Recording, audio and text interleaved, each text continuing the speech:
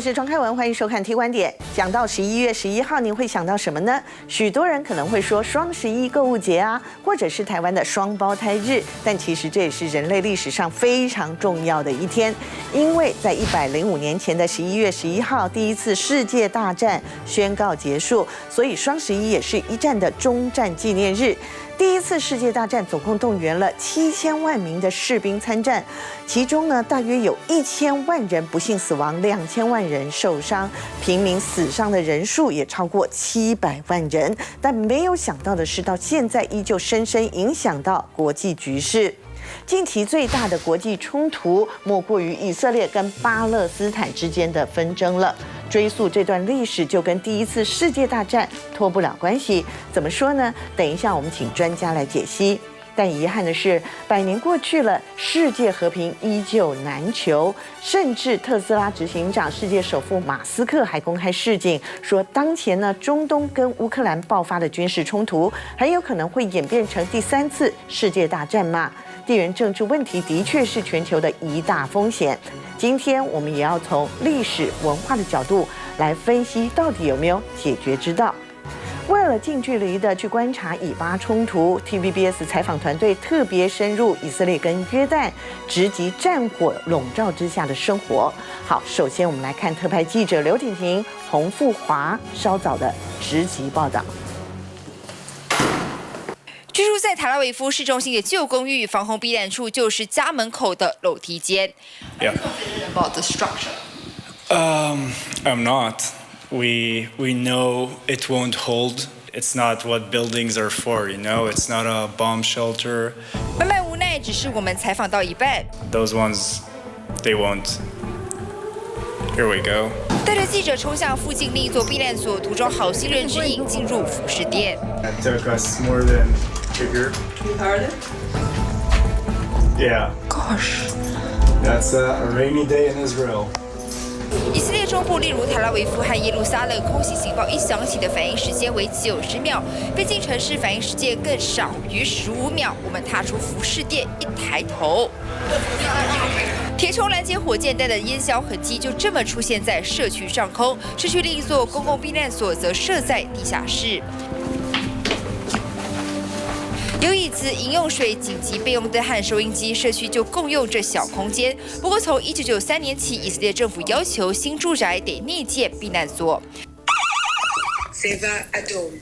Seva Adom. And it's got a very secure door. We have here metal that reinforces the window, which we keep bolted closed now at all times because rockets come. We have to have supplies for up to 72 hours. We here have bags of dried food, enough water, and then we also have candles in case we lose electricity. We have power banks to charge our phones. 以色列民众防患未然，毕竟铁穹虽然给力，月初有拦截碎片就曾掉落另一栋民宅屋顶。纵观以色列的各类防空设施品质与民防意识，也让同样面临威胁的台湾有思考和进步的空间。 居民被迫逃离，撤退到耶路撒冷的饭店，暂时避难。And this is very dangerous. Lebanon, it's not what Lebanon been in 2006. Now she's more dangerous. It's Hezbollah. Hezbollah is strong. Hezbollah is terrorist. TVBS 走访耶路撒冷这间收留撤离居民的饭店，他们已经把600个房间全数给避难居民留宿，总计收留大约1700人。Our general guests have left. They've gone back. This normally would have been our very busiest time of the year for pilgrims, Christian pilgrims. Normally October, November, we're full to the brim all week long. 饭店的会议室和宴会厅都被改成教室以及游乐空间，提供给小朋友使用。也有善心团体捐赠文具和教具给小学1年级新生。在以色列9月初已经开学了，但是因为这个攻击事件，造成了刚上小学的小一新生没有办法的正常上学，所以有些善心人士呢，就把这样的盒子直接带来饭店来捐给他们。可以看到里面包括一些基本的文具啊，还有一些彩色铅笔等等的，希望呢可以让这些小一新神，他们在恭贺上面不会因为这事件而落下。志工团体也主动募捐，提供物资，像是衣物、盥洗用具等等。因为耶路撒冷当地寒冷，让这些临时逃难的民众有充足的保暖衣物。另外，还有民众不畏风险，自发性到边境送食物给前线军人。宠物店老板还到当地村庄救援存活下来的动物，并且启动领养机制，让其他善心人士接续照顾毛孩。面对各方威胁，以色列民众团结一致，希望共同度过战火下最艰难的时刻。我们刚刚从报道当中可以看到啊，以色列边境的居民大举后撤到耶路撒冷去避难。我们就先来了解一下耶路撒冷啊。天下杂志曾经形容耶路撒冷是一个神的殿堂，两个民族的首都，三大宗教的圣地。而这三大宗教分别是犹太教、基督教、伊斯兰教，是这三大宗教的圣城哦。好，再来看到是耶路撒冷的旧城，总共分成有4个区，您看到了，包括基督徒区、穆斯林区、亚美尼亚区以及犹太区，的确4个不同的宗教种族聚集在这里聚居。那么，到底耶路撒冷为什么会如此的特别？耶路撒冷为什么如此的重要？还有，我们要如何平衡看待以巴恩怨情仇呢？马上介绍2位来宾。第一位要介绍是政大外交系教授李登科李教授，教授好。主持人好，各位观众朋友大家好。好，您是中东国际关系的专家。谢谢。好，再来介绍是 TVBS 外交军事记者刘婷婷，婷婷好。主持人好，还有各位观众朋友大家好。好，婷婷刚从以色列回来，对，还有前进了约旦，对吗？好，今天要来分享见闻。首先来看到是，其实你到了这个以色列当地之后，马上就听到了防空警报，对不对？对，没有错。而且你们进入以色列的时候，很重要的要下载一个很重要的 App， 那就是这个叫做 Red Alert。为什么呢？是不是先跟我们分享一下？我记得那个时候是台北时间晚间9点的连线，是大概下午的4点。然后没有想到连线到差不多要结束的时候，就真的现场发生了空袭警报。OK， 所以就是原本的很平静的在做这相关的采访工作，突然得马上中断，就跟要很冷静的，但是你会发现你后方的人全部都有自发性的就跑到了他们的防空的这个避难所。其实以色列的民防系统做得非常的完整，他们是做得非常完善的，就是他们只要一听到空袭警报就知道要马上怎么做。那因为其实我们记者有经过这相关的训练，所以我们当下就是马上蹲地趴下这样子，但是麦还是要继续连线讲。然后我们在以色列的时候，我们有特别去走访他们的防空避难所的设施，然后我没有想到是在做这个采访的专题当中，还真的碰上了空袭。所以其实有那个刚刚有提到这个 Zofar App， 它是一个这样子一个手机的一个警报，然后只要哪里全以色列哪里有发生空袭警报，你手机就可以马上接收到。就是那天去采访这个避难所的当下，然后没有想到现场就是包括像是特拉维夫，还有包括特拉维夫的外围，还有包括是机场附近都受到非常严重的空袭。然后在空袭之后，其实不只是警报响，你在现场就可以听到这个铁穹拦截系统的巨响，然后就是砰砰很多声。我们是就地卧倒对，我们是就地卧倒，然后我们就是手机赶快拿出来，然后赶快拍，然后没有想到就是在空中就是拍下了这拦截的光点2枚，然后一直到我们就是飞机我们要离开以色列结束采访了半小时前，那个哈马斯还是持续对以色列中部非常严重的空袭。不过呢，你刚刚也有提到那个拦截的光点，我们就来看一张照片哈。其实像这样子的一个照片，绝非那个节庆的庆典的烟火，对不对？而是呢，货真价实的从这个加萨的火箭弹啊，然后被以色列的铁穹防空系统给拦截所造成的。听说你有直击到这一点吗？这个部分是不是也跟我们做一个分享？有没有错？其实这张照片是其实网络上非常流传的一张照片。那我当时看到的是差不多傍晚的时候，所以它的那个夜幕没有这么的明显。那在网络上去听铁穹的拦截后这个巨响，我觉得网络上影片没有办法完全呈现你第一时间听到它的感觉。我第一时间听到铁穹的时候，我们的那个当地的fixer 就告诉我们说，哦，这个是铁穹。我有点吓，我说哈，这个不是像大声，就是比较像很大声的驱鸟的那种巨响嘛？他说不是，这个就是铁穹。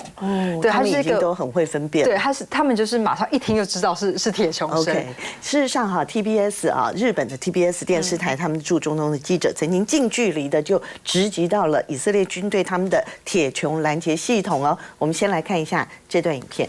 多分アイアンドームのバッテリーって言われるまさにその迎撃ミサイル本体を積んでるマガジンみたいなもんですね。难得能这么近距离看发射器，所有构造一清二楚。これ上から見えるこうやって。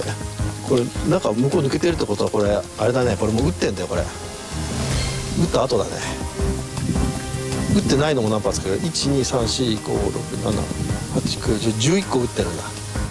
有些刚用完替换下来，有些还等着随时换上发射架来补充弹药。以军的无人机盘旋监控，代表威胁就在附近。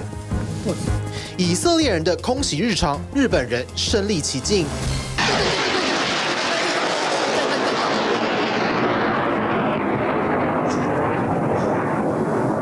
直击一枚铁穹就在眼前发射，快到镜头根本就追不上。あそうそうそうロケットロケットロケット。あれロケットじゃないか。Is that rocket from Gaza？ あじゃああれあの上。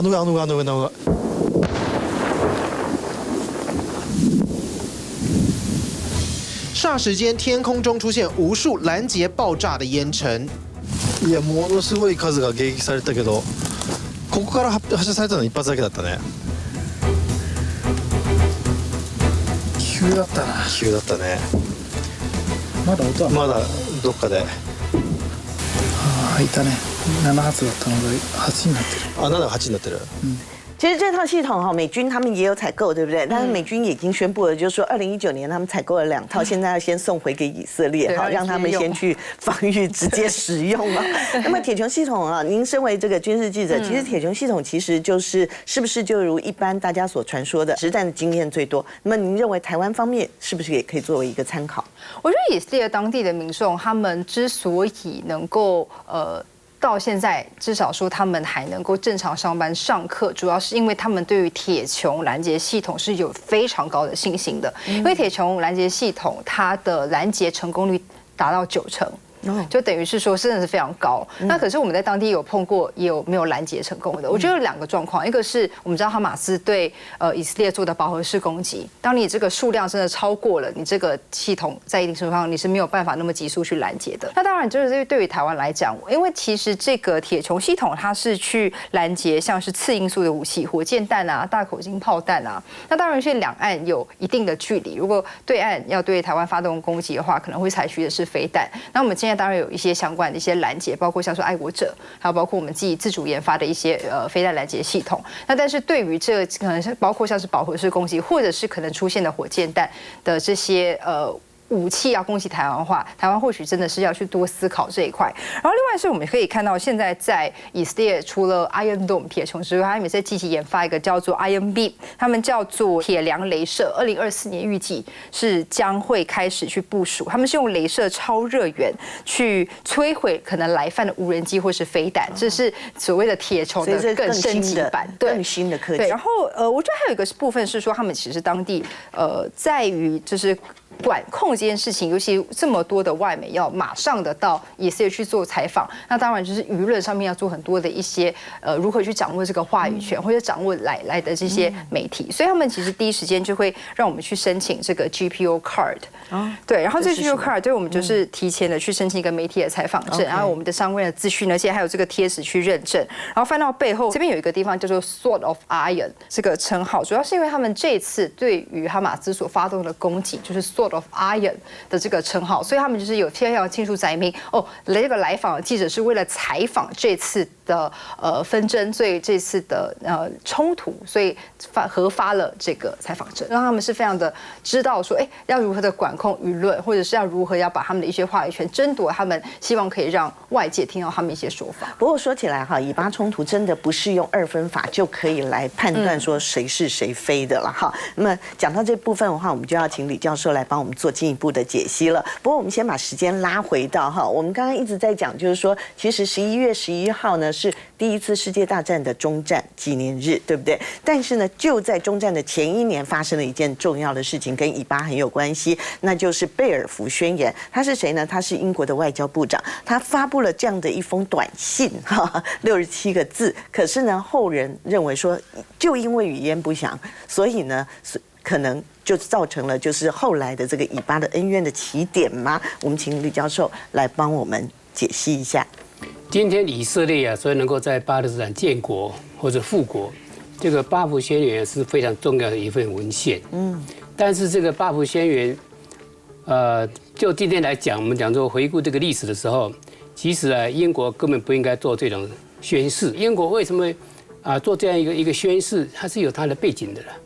第一个就是我们讲说第一次世界大战之前，那么当时东欧啊很多地方啊发生那个严重的反犹太事件，甚至有些犹太人呢无辜伤亡。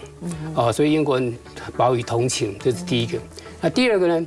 这个也要感谢我们讲说，这个犹太人呢，这个千百年来他们一直的诉求啊，说这圣经上啊，就写得非常清楚啊，这个上帝允诺他们的土地啊，对相信我们讲说圣经的这些英国的这个政治人物来说，或者一般民众来说的话，认为说有道理啊，所以这个是第二个原因嘛。是对。那第三个原因，那当然可能英国自己的私下的一个考量，怎么讲呢？因为第一次世界大战呢，英国是跟哪几个帝国作战，就包括鄂图曼土地帝国、那奥匈帝国、德意志帝国嘛。对。那英国那时候想说，我在欧洲如果能争取到这些在欧洲的犹太人的支持，对我来说很划算了。因为我们晓得说，这犹太人在欧洲很多国家，英国包括德国，他们生意做得很不错，一般来说有钱人也不少啊。对，如果他们这个出钱出力，不是很好吗？所以这个样子可以争取犹太人支持。果然没错啊。他一发表这种宣言，英国、欧洲很多犹太人们当然是这个大力叫好啊。最后一个考量是什么呢？我们知道英国在苏伊士运河，那个驻有军队嘛。但是苏伊士的旁边，我们讲说，这个如果说没有一个英国的很可靠的一个盟友的话，那英国要确保这个运河实在将来会有问题的，因为埃及跟英国关系不好嘛。所以如果说这个地方帮忙犹太人弄个国家，那犹太人很感谢我们了，那将来变成我们一个桥头堡垒来协助我们来保护这个运河。所以英国是有这样考量。好，那话说回来，这个宣言宣布之后呢，我们刚才说，犹太人是非常非常高兴呢。那当然阿拉伯或者住在巴勒斯坦阿拉伯人是非常非常的失望嘛。那阿拉伯主要论点就说，这个根本不是你的土地呀。这是我们的土地啊！你怎么可以把我们的土地交给这个犹太人？不是很奇怪？而且巴福在做那个宣言的时候，其实当地就住在巴勒斯坦的犹太人人数是非常非常少，他们拥有土地也是非常非常少，绝大部分都是什么阿拉伯人，土地也是阿拉伯人的。我们现在来看一下那个有关于土地的部分，这张图就看得非常的清楚了。就诚如老师刚刚讲的，1946年的时候，其实以色列拥有的土地只有6%，对啊，很少很少。然后呢，后来就慢慢的产生了一些变化喽。真正的一个重点是在1967年的时候，1967年发生了一件非常重要的事情，相信观众朋友可能也有听过，叫做6日战争，没错，也就是第3次的以阿战争那一次实在是以色列单挑几个国家，我们来数数看，光埃及、叙利亚、约旦，还有呢巴勒斯坦解放组织、伊拉克等等，单挑，而且还赢了，这个才是很厉害。最后他就得到了什么呢？得到了加萨走廊、西奈半岛，还有约旦河西岸地区以及戈兰高地等等。好，这一段恩怨情仇非常复杂，我们要拜托老师帮我们简单的把它厘清一下。那我们知道说，第一次世界大战结束巴勒斯坦这个地区是由国际联盟委托英国托管，给他这样的一个指示。但同时呢，国际联盟也接受巴福宣言里面的协助这个犹太人帮他们在那边建个家园所以把巴福宣言变成一个具有国际法效力的一个文件。那犹太人移民到巴勒斯坦，基本上什么？他是用钱买土地，因为他们有一个基金就犹太这个复国主义，他们有一个基金就专门的协助犹太人购买土地的。对。然后他们购买土地之后，就把上面的阿拉伯人那个聋人佃农赶走了。所以后来在1930年代，这个巴勒斯坦人就起来抗争，主要有3次大暴动嘛。那英国人你看这个射杀几千人，你晓得吗？那个也是很大的事件。所以到后来这个英国就说，这很烫手山芋对不对？左右都不能得罪，不知道怎么办，所以他在最后决定说，那我不管了。所以1947年，他就把整个巴勒斯坦问题交给国际这个联合国，因为国际联盟都被取代联合国嘛。那联合国接了之后怎么办呢？也是伤透脑筋嘛，赶快弄个委员会。后来当时不是安理会是联合国大会通过决议，这是181号决议，那是个很关键文献。那就是我们讲说，今天两国方案最重要一个国际文件，那是181号决议，基本上就是把巴勒斯坦分2区了或者是所谓2国，一个是巴勒斯坦，一个是这个以色列。这个阿拉伯怎么接受嘿，我的土地这怎么被别人拿走了，还要我接受，强人所难嘛。说当然不接受啊，那也不接受，而且什么旁边几个阿拉伯邻居啊。那些什么这个叔叔伯伯的啊，刚才你讲的埃及啊、叙利亚、这个伊拉克、约旦等等，他说你怎么可以接受？你才不要接受，哥哥这个叔叔帮你嘛，类似这样的。我听你啊，对呀，对，所以五国联军嘛，所以这个第一次以色列宣布独立，马上阿拉伯的联军就打进来。是，但是后来的阿拉伯联军是什么？根本就是乌合之众嘛，而且什么？每个国家各怀鬼胎，比如埃及军队它动作很慢，约旦你靠近你去打这样的，那约旦说哎你巴勒你很近你去打伊朗，你看那伊拉克说我远一点我慢慢去，类似这样你想的吗？就是你去死好了这样好吧？哎我慢慢去，你先，哎对，哎对呀，所以这个后来就被那个什么被那犹太人各个击破了，所以1948年独立战争让以色列的土地啊。比联合国要分给他还多很多哎，是，不过也因此哈奠定了这个以巴恩怨哈，就是一直很难解，对不对？其实讲到这个恩怨情仇难解，跟他们的宗教啦，还有种族啦，还有生活习惯，其实种种方方面面都是很大的差距啊。包括婷婷这次前进以色列，光是募集物资就有很多的美感要注意，对不对？最主要就在于啊，我们都知道犹太人他们有一个饮食禁忌叫 kosher 这样子的一个规定。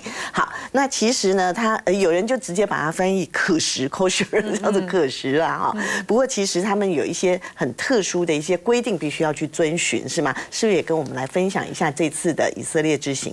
不管是去中东国家，是东南亚国家，如果是碰到穆斯林，我们就很习惯的哈烙，然后就不能吃猪肉，它当然还有一些其他的禁忌等等的。可是大家可能觉得说，哦，这已经够严格了，没有以色列的饮食禁忌，尤其犹太教的饮食禁忌是非常非常严苛的。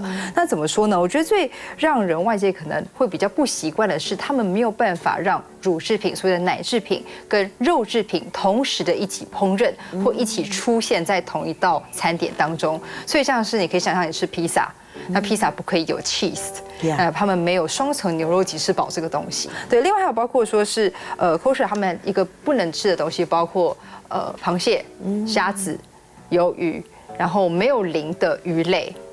都不可以吃。好，不过我们刚刚已经提到嘛，正因为宗教啦，还有生活啦、文化各方面都不一样，所以以巴冲突到底要怎么解决呢？到现在大家想破头了，好像还想不出一个什么办法来。但是呢，约旦跟埃及啊，这也是老大哥嘛，他们就说好啦，不然我就提出来。再次讲，就是说两国方案，但是两国方案奇怪了，到底以色列跟巴勒斯坦反应又是如何呢？我们先看报道。以巴冲突如何解决？多国领袖再次提出两国方案。It is our duty as the international community to do whatever it takes to restart a meaningful political process that can take us to a just and sustainable peace on the basis of the two-state solution. The only path to a safe and secure future for the people of the Middle East and the entire world. إلى التفاوض حول التهدئة ووقف إطلاق النار، ثم البدء العاجل في مفاوضات لإحياء عملية السلام وصولا لأعمال حل الدولتين وإقامة الدولة الفلسطينية المستقلة. 所谓两国方案，就是以色列和巴勒斯坦坐下来谈清楚土地分配，在约旦河西岸及加萨走廊建立一个巴勒斯坦国与以色列国并存，最终目标是形成两个领土清晰、相互尊重、井水不犯河水的并行主权国家。然而，以目前情势来看，两国方案几乎不可行。以色列国内缺乏推动两国方案的社会基础，内部不同群体意见分歧，对于巴勒斯坦国的领土和人口问题难以达成共识。以色列外交部发言人接受 TVBS 独家专访，也对两国方案持消极态度。This is not a time to talk about peace. There is no peace while Hamas is still there. 巴勒斯坦对谈判没有信心，也认为对方缺乏诚意。There is no chance for a two-state solution. Why? Even though I would like to see it, it's just not going to happen. Why? Because it's impossible geographically today to divide the land in the way how it was intended to be initially. 好，两国方案乍看之下，外人来看会觉得蛮合理的啊，那就一边就是各自有自己的国家，不是很好吗？但为什么巴勒斯坦人跟以色列人他们赞成的分别都各只有3成呢？到底这症结何在？请教授帮我们解析。这个两国方案呢，其实英国在1930年代就提出来了，后来刚才讲联合国也提出来，然后后来美国这个克林顿政府真的提出来。但川普好像不接受，但现在拜登又接受了，他已经公开接受了，所以我们讲说他这个原则是没有问题，但问题是怎么分割？在连体婴一样，它被你刚才你看那个地图，它已经是连在一起了，那你怎么去分割？比那个1811的时候差太多了。好，那么所以很难分割，就是以色列或者说这个犹太人呢，在占领区约旦河西岸呢，还有戈兰高地，特别是约旦河西岸呢，从1967年之后就不断的盖屯垦区，越盖越多，越盖越多，从1个变2个，现在已经超过100个了。然后光住在约旦河西岸的这个犹太人是超过70万人，所以说两国方案，那这些屯垦区怎么办？是不是70几万的这个犹太人怎么办？这是一个问题嘛。那另外如果说真的两国方案成立了，那流亡在国外的不在巴勒斯坦这个地区，可能在埃及在叙利亚、在伊拉克或者在欧洲的这些这个巴勒斯坦难民加起来总数东大西加联合国的统计最近统计超过600万人对不对？那超过600万人，至少有300万人想回家嘛。他说我的家住在特拉维夫，我的家在耶路撒冷，我家在海法，都被以色列占了嘛。那如果说这样的和平已经达成了，我要回家。那怎么办呢？按照两个方案的话，可能不是你的家了，那你怎么去补偿？类似这样的问题。所以我们刚才说了，这个疆界怎么分，屯垦区怎么处理，然后那个难民返乡权怎么去处理？所以说，两国方案基本上大家都认为说这就是唯一的出路了但是怎么去分割？那伤透脑筋，这非常的错综复杂哈。好，有关于这个耶路撒冷的部分，我们等一下节目会来继续聊而且非常谢谢婷婷的分享真是冒着枪林弹雨完成了非常好的一个采访那么非常谢谢。好，稍后回来我们就来看耶路撒冷，我们要前进这个3大一神教的圣地。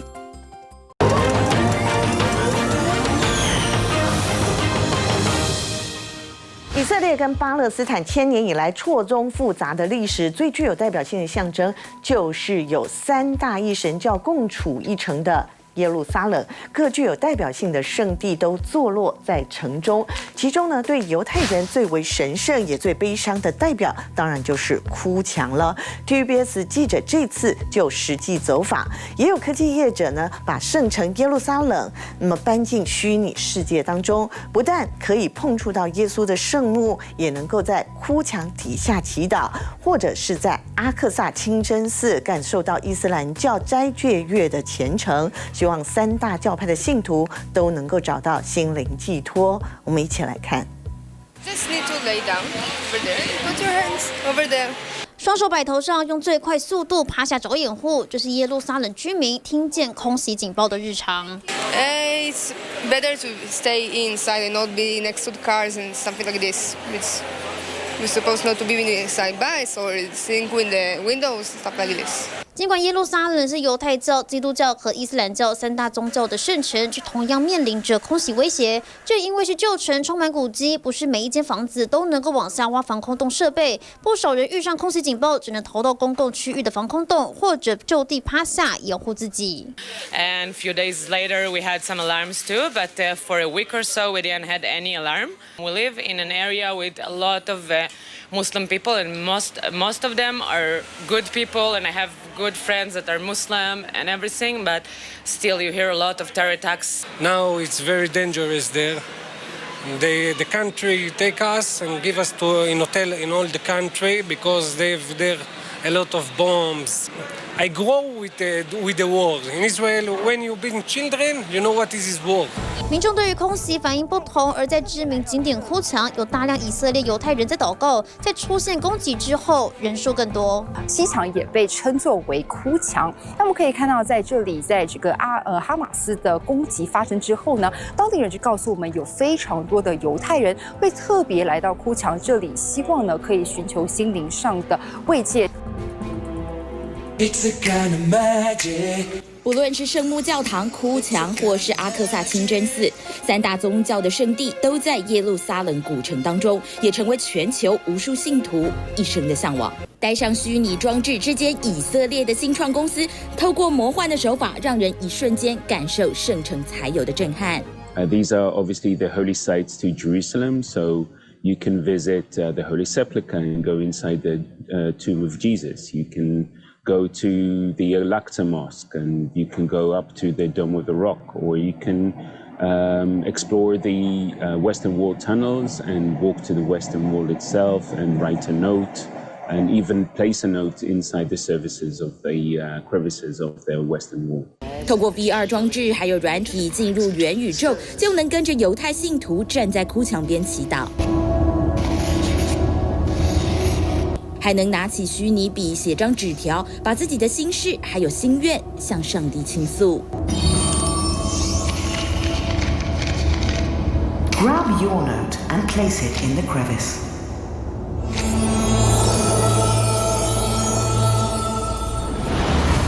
也能走进以往人山人海的圣母教堂，看看耶稣被钉上十字架的地方，甚至可以伸手触摸耶稣的圣墓，或是在阿萨克清真寺感受伊斯兰教斋戒月的虔诚，跟着无数的信徒一起朝麦加的方向跪拜。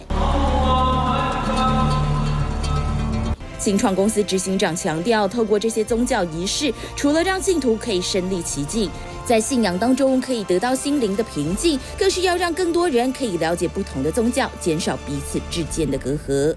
好，我们就来仔细介绍世界遗产耶路撒冷的背景资料哈。它是在西元前1000年由大卫王建成的，大家都知道是三大宗教的起源地。但是呢，这1000年以来，控制权变化不断的改变哈，包括了像是罗马啦、土耳其、英国、约旦都曾经控制过耶路撒冷。另外呢，现在主权的争议则包括联合国认为说它是独立的个体，不属于任何一国，但是巴勒斯坦当然会觉得说，哎，这是我的。那么以色列则是拥有实际的控制权。好，这段节目我们来讨论耶路撒冷，请来另外一位来宾哈，来介绍一下，那就是资深世界遗产导游，同时呢经常去中东，对不对？徐峰瑶老师，老师去了耶路撒冷几次？10几次，10多次啊，是这方面的专家。当然，您同时也是政大宗教研究所的博士生哈，欢迎您在这一段加入我们讨论。好，我们首先来看一下这张这个鸟瞰图哈，相当程度就可以知道说到底为什么哈三大宗教都主张圣城是他们的。您看到了这里有哭墙，这是非常的这个有名的。另外呢，基督教则是有一个很重要的圣母教堂。那么在伊斯兰教则是有圆顶清真寺跟阿克萨清真寺哈。阿克萨清真寺我们等一下会详细来介绍。我们先来看到的就是哭墙哈。其实我们刚刚也看到了，这次刘婷婷也走访了哭墙，对不对？哭墙呢又称为西墙了哈，是在西元前19年到1世纪的时候建的，古代犹太人第2圣殿的一个遗址了哈。实际上，圣殿的被建立其实可以跟着犹太人的王权的建立是同时搭在一起的。所谓扫罗、大卫、所罗门，实际上就是耶路撒冷这个城市慢慢的从建成到建圣殿这样的一个历史过程。实际上，哭墙的部分大概是这个样子哭墙我们先把它具体性的讲一下。你可以，如果你有那个全照图，你可以看得出来，第2圣殿的哭墙的石砖在下面，上面的是鄂图曼土耳其苏莱曼时代的所谓的哭墙的石砖，它那个石头的大小是不一样的。对于我们又可以再切割一下，右边的哭墙是所谓的女性她礼拜的空间。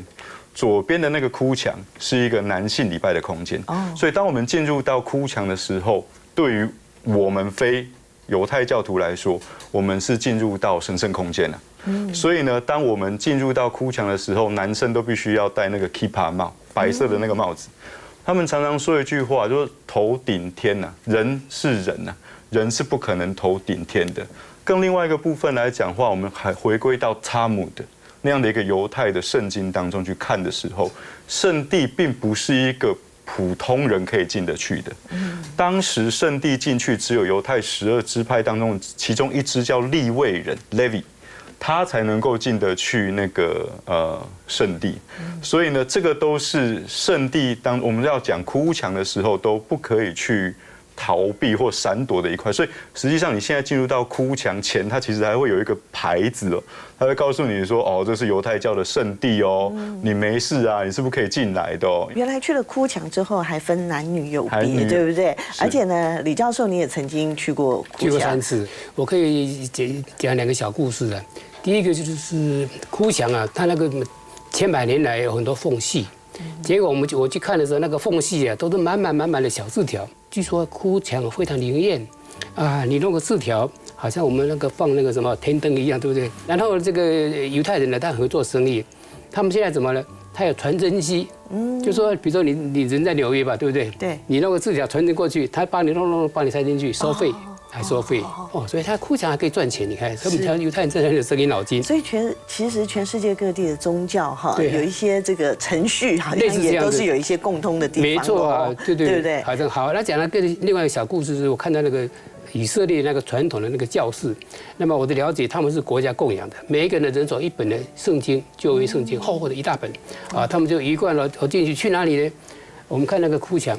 那个哭墙啊，露出来的是外面的看得到嘛，对不对？它其实有一部分呢，它在那个什么山里头，当然不是被那个泥土都给盖住吗？那犹太人把它挖出来，挖，所以变成一个山洞的样子。所以我们讲说类似这样的，我们这里面呢，这哭墙一部分这样的。好，那就在哭墙前面呢，他们就摆了一张一张的椅子跟那桌子，所以每个教室啊进去之后呢，他这样固定位置，他就坐在他自己的位置，然后把这个圣经啊。一打开来啊，然后就开始这么祷告，那祷告到一定的一个阶段之后呢，他们就可以回家下班了。是，好，我们刚刚讲到了犹太教嘛，哈，接下来我们就来看看这个区域里面的基督教的代表性建筑了。我们刚刚已经提到，就是圣母教堂，对不对？好，圣母教堂相传就是耶稣死去跟复活的地方，哈，被信徒认为是一生必去哦。可是问题是，现在这个地方虽然是基督教的圣地，但是很特别的是，它管理权哦交由穆斯林，哈，那么成为耶路撒冷当中一个。很多人说，这算不算是宗教融合的地方呢？徐老师告诉我们，这又是一段怎么样的故事？对于这个朝圣，应该更精准的讲，是天主教的朝圣地。了解。对，那对于这个天主教来说，或者是说我们叫做旧教来说，可能大家在台湾久了，没有太听过那些教派，什么亚美尼亚使徒教会啊，然后叙利亚正教会啊，科普特教会啊，希腊正教会啊，天主教，然后呢，还有一个更奇特的是伊索比亚教会。所以对于这其实是一个宗教史，就是耶稣在复活之后，基督教是一个没有核心的状态，所以大家各自发展，所以呢，都必须回到所谓的圣地当中去插旗啊。所以呢，我常常跟我的团员们讲一个笑话，就是你去看一下现在圣母教会的那个大门口，那个上面的窗户啊，有一把梯子，那把梯子是因为工人修窗户就忘记拿下来，然后他就拿不下来了，因为6个教派啊会有各自不同的解读，所以呢就会打起来。然后不要再想另外一件事情哦，这个圣母教会就这么小，6个教派有不同的仪式典礼庆典，圣诞节你认为是12月25号，正教会说是1月6号，所以大家的节日不同啊，所以常常在里面吵架，然后呢搞得大家是人仰马翻的。所以呢，萨拉丁那个时代，各位就是伊斯兰时期最重要的一个民族英雄，打赢了十字军的这一个萨拉丁，他就把这样的一个圣母教会的这个钥匙啊，那交给了这个所谓的穆斯林，让穆斯林来去处理这件事情。那实际上我们回到萨拉丁来看这件事情的话，你就会发现其实和平是曾经存在过的。那这个萨拉丁面对当时屠杀很多穆斯林的那个十字军，其实萨拉丁是让所有的十字军无痛的、自愿性的离开这座城市啊，所以我必须得说，那是一段美好的过去。所以其实和平不是做不到的，对不对？其实从人类的历史来看，和平并不是做不到，但是需要很多很多的努力哈。好，介绍完这个犹太教啦，还有这个基督教或天主教之后，我们紧接着要来介绍，当然就是伊斯兰教哈。在耶路撒冷很重要，一定要知道的是阿克萨清真寺。但是呢，这阿克萨清真寺据说也是近期以巴冲突导火线之一吗？我们马上回来继续聊，请别走开。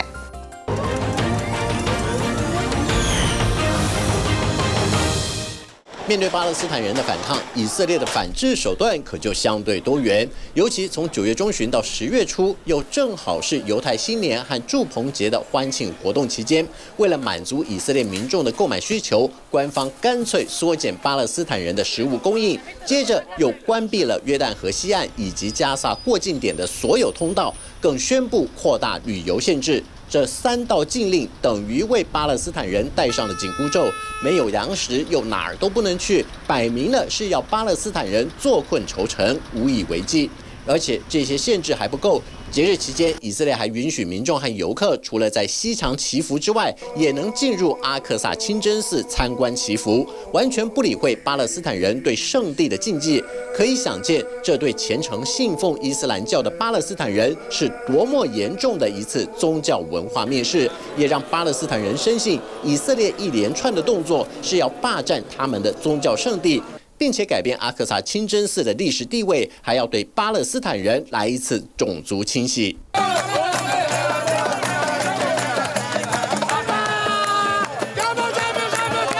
种族清洗的目的是要借此机会扩大以色列在占领区的面积，赶走巴勒斯坦居民，进一步夺取他们的土地，用来扩建更多的犹太居住区。即便这项政策已经被联合国认定违反奥斯陆协议，就连美国驻联合国大使都认为以色列已经侵犯了巴勒斯坦人的权益。אבל ברוך השם, בממשלה הזו הבאנו בנייה בהיקפים שלא היו עד היום. יש לנו קרוב ל-15,000 יחידות דיור שאושרו ביהודה ושומרון, ובעזרת השם יאושרו עוד הרבה יותר. Make no mistake, the expansion of settlements undermines the geographic viability of a two-state solution, exacerbates tensions and further harms trust between the two parties. The United States strongly opposes the advancement of settlements and urges Israel to refrain from this activity. 即便美国和联合国都说出了重话，但以色列方面只是双手一摊，表示新建方案早就木已成舟，势在必行。就算美国和联合国都表示反对，但是以色列政府做出的决定也不容各方指点江山。这看在失望至极的巴勒斯坦人眼中，已经不再是愤恨这个词汇可以形容，势必要采取比以往更激进、更能让以色列真的有被打痛的报复方式，才有机会警告纳坦雅胡政府不要轻忽怒火中烧的巴勒斯坦人，要为长久以来受到的压迫和欺凌做出反抗。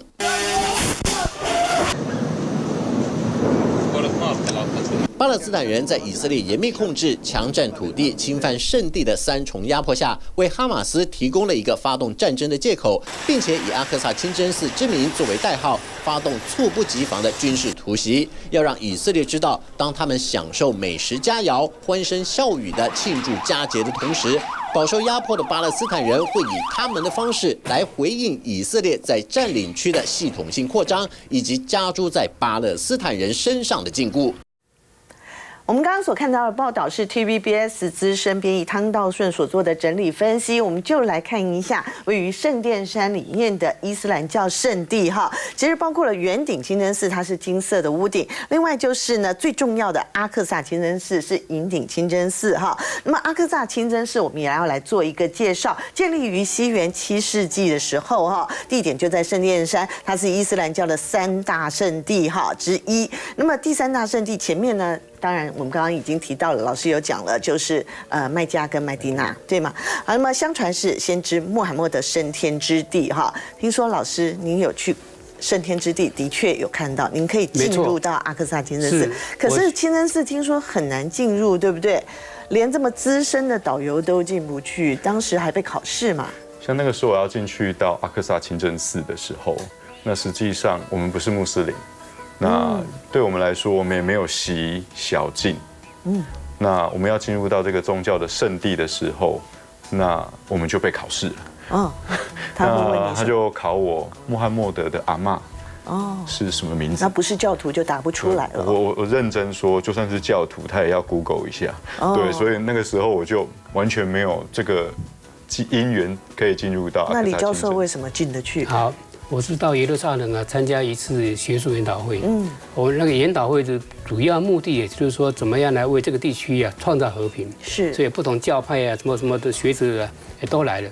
那其中有一个是，好像认识就是那个阿克萨清真寺的管理委员会，而且还蛮高层次的。所以经过他沟通呢，我们都可以去参观，那非常难得。不止在外面参观呢，而且像我，看我不是穆斯林嘛，对不对？我都可以去参观，而且还可以到底下去。然后那个负责清真寺的一个管理人员他就跟我们解释，他说这里就是穆罕默德当年升天的地方。但为什么阿克萨清真寺会成为这次的以巴冲突非常重要的一个关联性呢？那就是最近几年呢，以色列右派人物，包括这个政府的阁员呢，他们认为说这有什么好禁忌的？一路上都是我们的啦，对不对？这个都是我们在保护安全啊。那我们是什么？是这个政府官员，为什么不能去？我要来视察，我去了解。他们明知道说那个对穆斯林来说是非常敏感的，所以每次一去就引起很大风暴。过去以色列不是一个总理叫夏隆吗？他是第一个总理之尊，他都去看，结果他一看完，马上引起暴动。后来引起那个巴勒斯坦的抗争嘛，死了好多人啊。所以这次也是一样啊。也就是说，最近几年的以色列右派阁员呢，他们就是什么三不五时，我要去看一下，每次就是怎么制造很多的这个纷争。是，听说这里好像是连用英文去讲圣殿山，就是那个Temple Mount 都不行，对不对？上去参拜到底有哪一些必须要遵守的规矩跟限制？实际上像这个部分，我们可以先看到在圣殿山的山脚下。那就有这样子的一个警告的那个牌子，各位看清楚，这是犹太人的 Rabbi 的这个组织协会，是你要进去圣殿山，你是有一定相当的规范要存在的，你并不是一个随便进去的状态。那第二个部分是穆斯林，穆斯林这是圣地，所以呢，对于我们这种非教徒来说，或我们不是犹太人，我们进去，但是你就不可以做出很多像是大声讲话啊，或者是男女生站在一起拍照这样的一些事情，他们在上面也是不允许你。因为实际上这一个地方很麻烦的原因是巴勒斯坦到底是不是一个国家？那你约旦国王阿卜杜拉到底是站在哪个地方，支不支持呢？实际上，也许约旦国王并没有那么支持那个巴勒斯坦的独立，所以那个时候就刺激了巴勒斯坦的这个组织的人。然后去暗杀阿卜杜拉，所以他就是当场死在阿克萨清真寺的。是，那最后请教一下李教授，以巴冲突有解吗？应该还是有解，但是是非常困难。是我刚才说了，两国方案要处理呢，那个双方这些右派团体、激进团体的心态要调整。同样的，像这个巴勒斯坦这边的哈马斯，还有比他更激进的，他们认为说凭着武力可以把以色列消灭。这个也是做不到，对不对？所以说这两个如果不好好的坐下来，心平气和的那么来处理这个问题的话，这个问题真的是几乎是无解。但是我们认为说还是有解，比如说我们讲了，以色列就业机会很多嘛，你看他们用了多少这个我们讲说泰国劳工，他们究竟就可以用巴勒斯坦劳工嘛？现在也有。少数1、2万人在那边以色列打工，他说两边比如成立一个共同市场，那巴勒斯坦10万、20万、上100万到以色列打工，那不是很好吗？所以说，如果是和平相处，是怎么相得益彰这个双赢的局面也可以多赢国际之间都没有这一个什么我们讲火药库嘛。其实追求和平是普世价值了哈，天下之事为人心而已哈，一念之间啦哈。好，我们也是祈求能够世界和平。今天非常谢谢两位老师哈，那么稍待一会儿再回到提观点。